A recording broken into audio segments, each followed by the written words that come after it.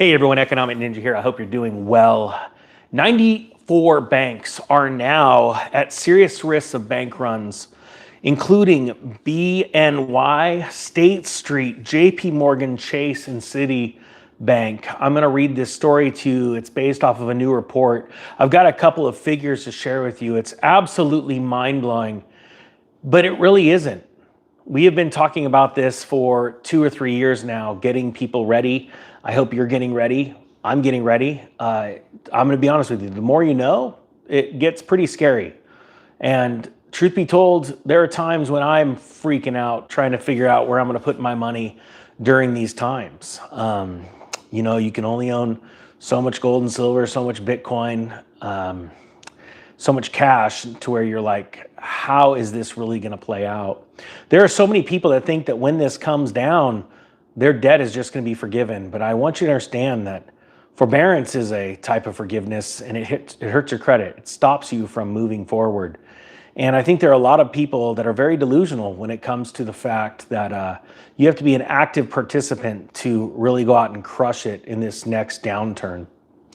So this story is out of the Daily Hodl, and we're going to dive right into it. Thank you so much, everyone, for joining this live stream. Also, last day for the pre-filming discount for the Credit Score Pro. If you want to learn how to build your credit score, even people that have 720s, you need to be looking at 850 for your credit score.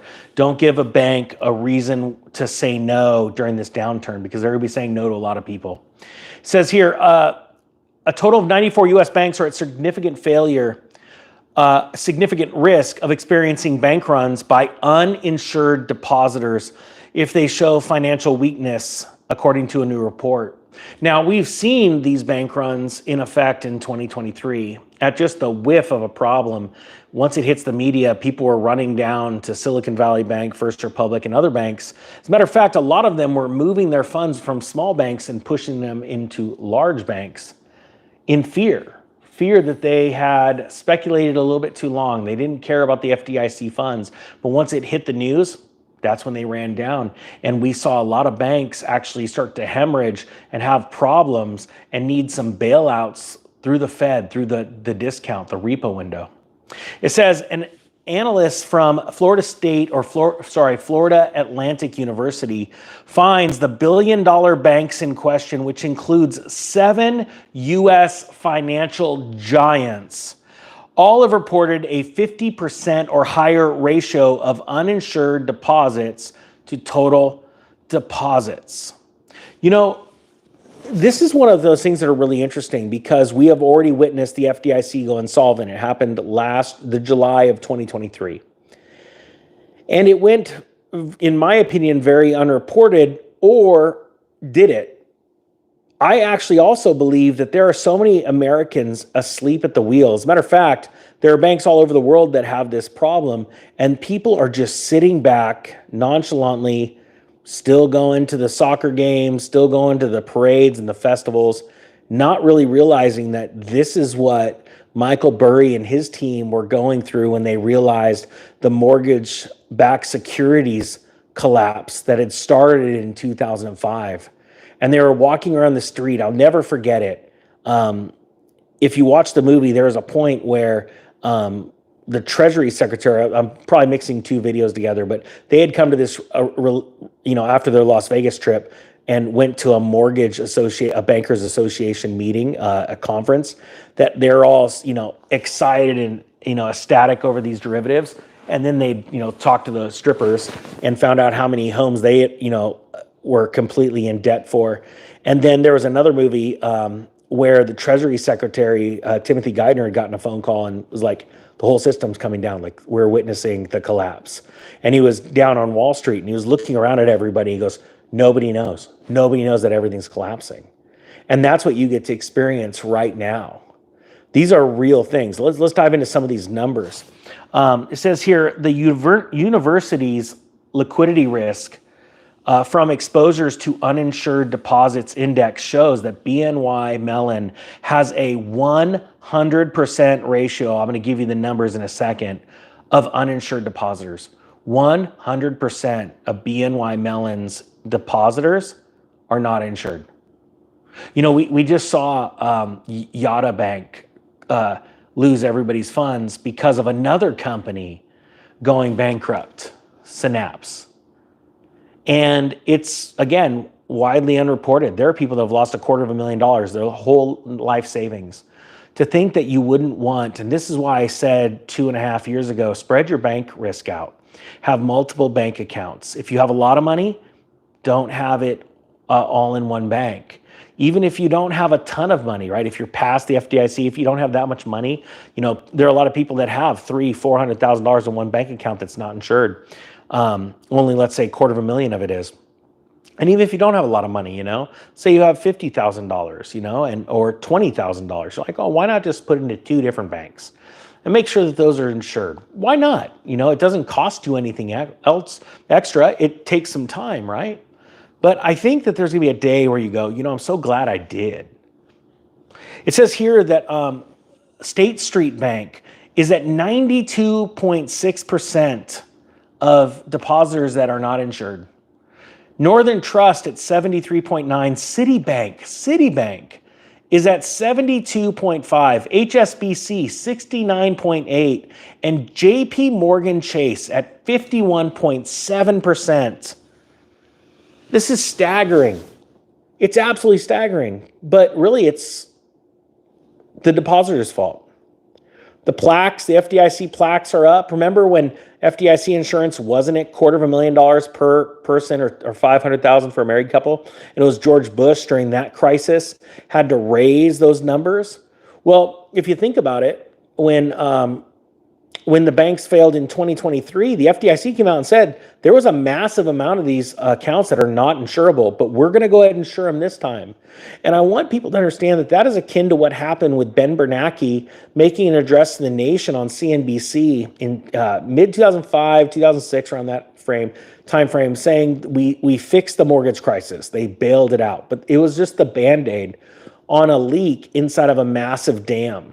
And that's what happened last year. But to say that it was a leak, it was actually the greatest banking failure since the Depression because it just slightly surpassed all of 2008.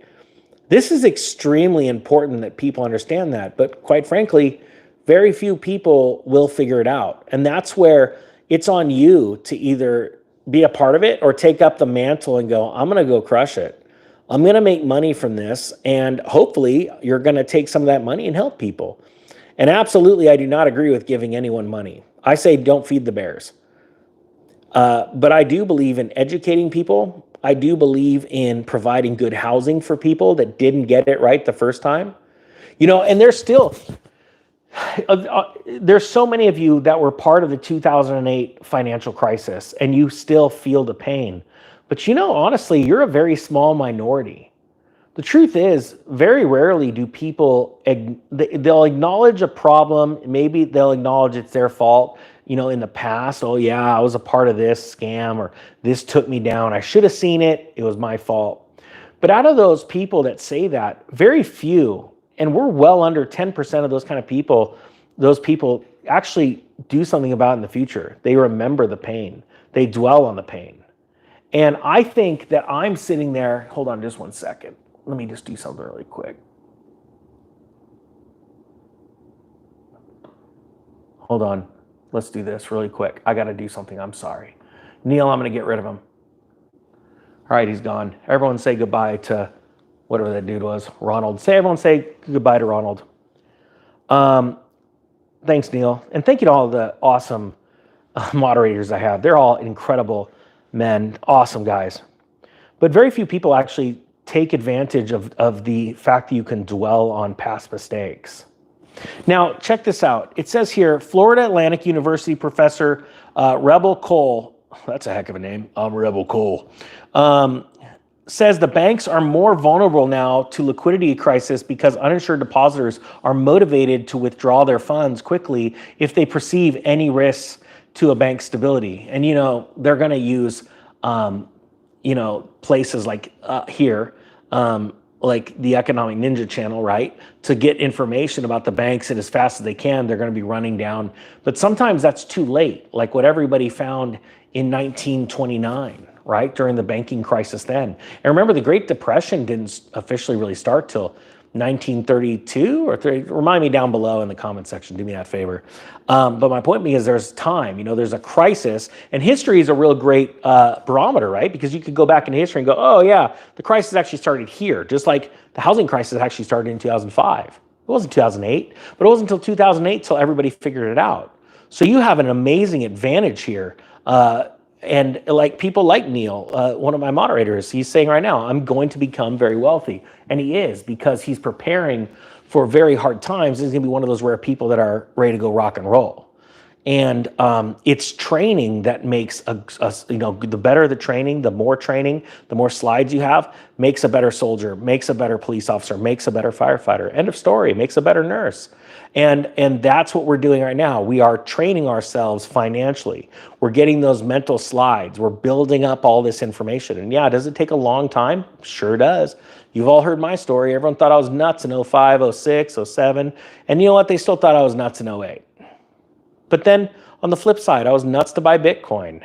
I was nuts to buy my first house in 01 as rates were diving down, plunging, and honestly, and prices were dipping a little bit too.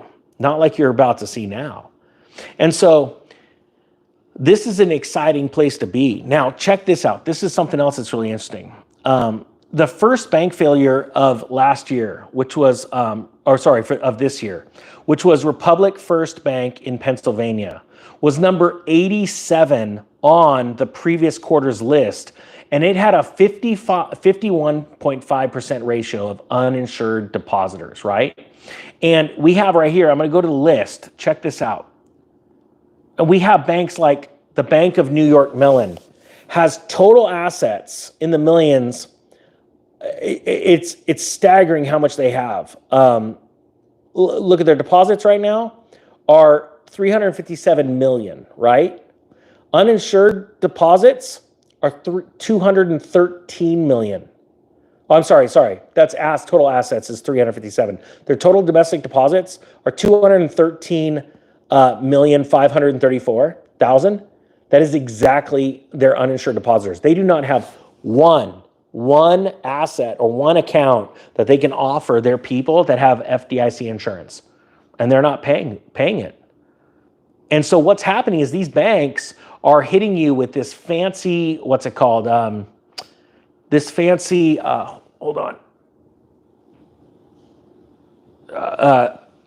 this fancy, marketing and stuff, and they'll put their bank name on the side of a NASCAR, but they won't pay for insurance and offer you an insured product.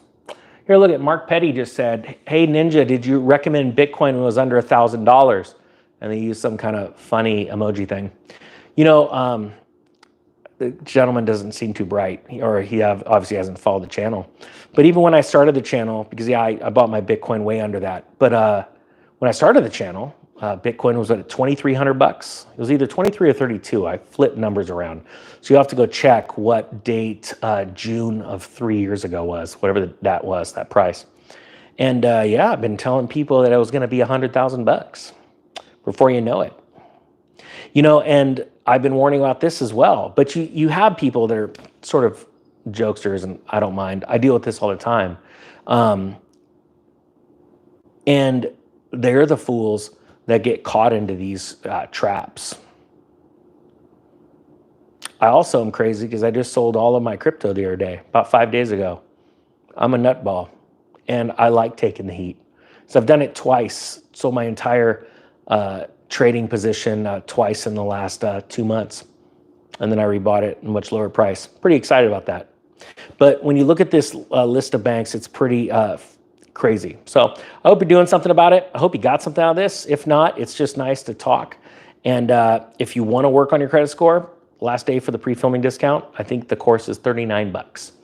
I wanted to put out a course, a very valuable course to change people's lives, because to start a well-structured financial future, you have to have a real good financial past, and that's your credit score, and that's how you qualify for amazing deals. It's sad that most people don't realize the difference between a 680 or a 720 or a 720 and a 780 or 780 and an 850 credit score, and how many thousands of dollars you save every time you walk into a lender. People are just blind. Hope you got something out of this. The Economic Ninja is out.